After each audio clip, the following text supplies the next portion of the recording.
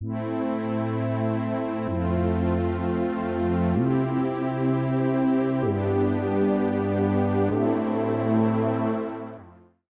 本五十六是二战时期日本的海军大将，二战时期任日本海军联合舰队司令长官。山本五十六的一生可以用4个字来评价，那就是嗜赌成性。而他豪赌的赌注竟然是自己的性命和日本的国运。他一生最大也是最出名的赌注就是偷袭珍珠港。日本海军以非常小的代价重创了美国太平洋舰队。不过，虽然珍珠港事件他赌赢了，但却也预示了他的末日即将来临。1943年4月，美国通过破获情报得知，日本海军联合舰队司令山本五十六即将乘坐飞机前往前线视察。经过周密的计划后，4月18日，当山本五十六等人乘坐的战机群出现在预定空域时，美军的 P-38 闪电战斗机对其进行了截击作战。这场空战中，12架 P-38 闪电战斗机负责引开护航的零式战斗机，另外4架闪电对山本乘坐的1式陆基轰炸机展开攻击。山本的座机被击落，日本一代海军名将就此陨落。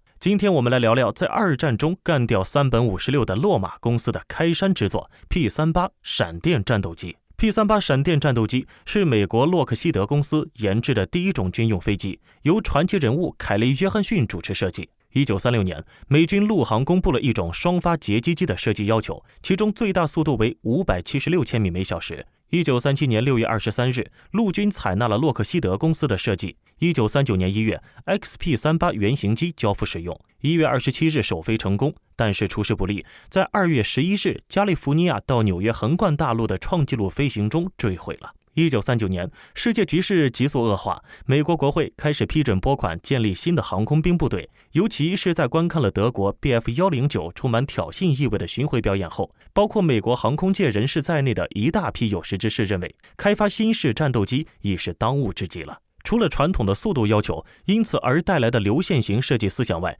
人们已经意识到了火力的重要。他们强烈要求对一战中2挺机枪打天下的局面进行升级。而在此之前，几种在此思想指导下研制的飞机已经先后在美国陆航中服役，包括 P-35、P-36 等飞机。但是很快新的问题出现了，即使比同时期英德两国的战斗机晚了将近1年列装，但还是比他们的性能要差很多。尤其是英国的喷火，它比美国的 P-36C 的时速快了将近130公里。经过仔细的研究，美国人发现造成差距的主要原因之一是发动机的使用。他们的气冷新型发动机成了速度的瓶颈，吸进了空气和它自己的体积，对于速度的提升来说，成了一堵难以逾越的墙。于是，很快受到启发的通用汽车艾利森分公司设计了非171011型液冷发动机，同时还采用了一台通用电气的涡轮增压器，来使发动机散发出更强劲的火力。很快，这些改进被用在了 P-40 的设计上。虽然 P-40 价格便宜，便于形成战斗力，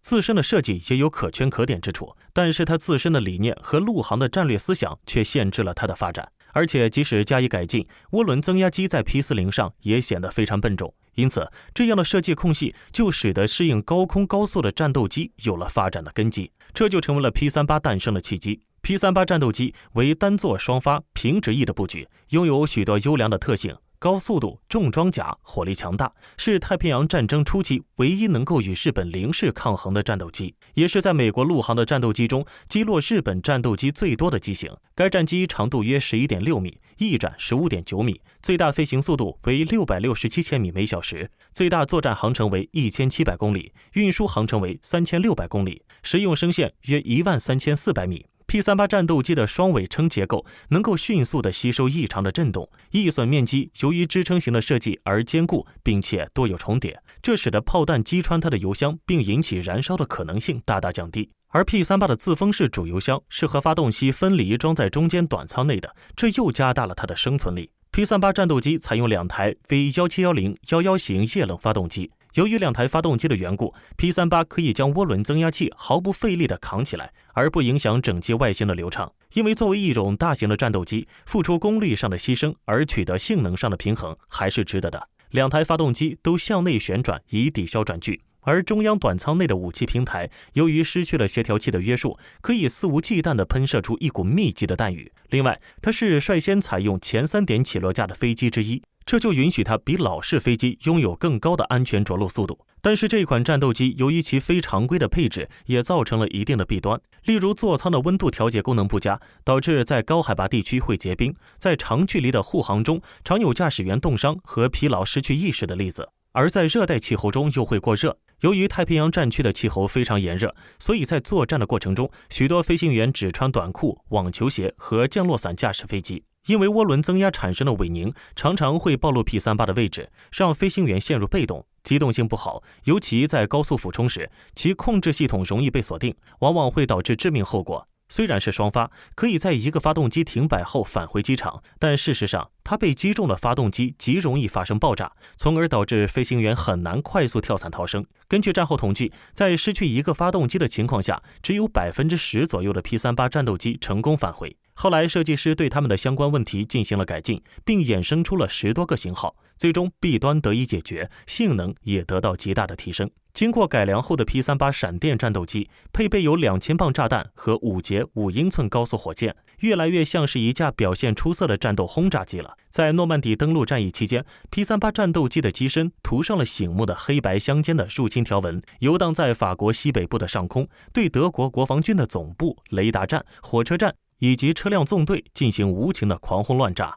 有一架闪电战机所投下的炸弹甚至击中了德国陆军元帅冯克鲁格的军事指挥所。 P-38 战斗机最具传奇色彩的战斗，除了击毙山本56，报了当年日本偷袭珍珠港的一箭之仇外，还有美军王牌飞行员理查德·邦创造的传奇故事。1942年12月，理查德·邦驾驶 P-38 闪电战斗机在10天内击落5架日军战机，成为美军王牌飞行员。2年后，他以击落日军40架战机的成绩，成为美军的头号王牌。理查德·邦高调地将恋人的大幅肖像贴在其座机的机头左侧下方，旁边是密密麻麻的代表击落敌机数量的太阳旗标志。这架 P-38 闪电战斗机也因此成为美军航空史上的名机。第2次世界大战中， P-38 的航迹遍布了整个战区。1941年于英格兰首次出击，但没有遭遇敌机。1942年11月开始奔波于北非，战果非凡。此后，英美的战略轰炸中不时可以看到他的身影。1943年7月，有极少量的 P-38 参加了苏联空军。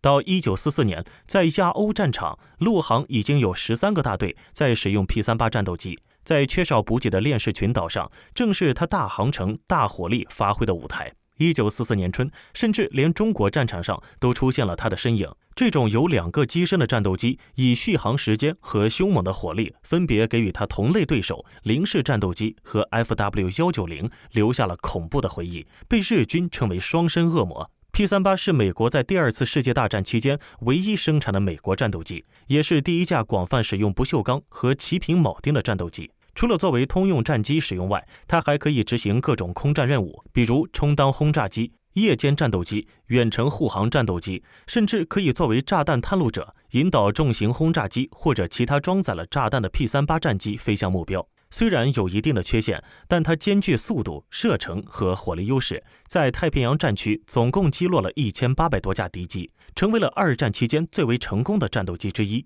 正是由于 P-38 闪电战斗机在第2次世界大战中的优异表现，洛马公司为 F-35 战斗机取名为闪电2，希望该机像 P-38 战斗机一样优秀。本期的视频就到这里了，请持续关注我们，既可以收看最新视频，又能浏览往期的精彩。欢迎在评论区留言，我们下期再见。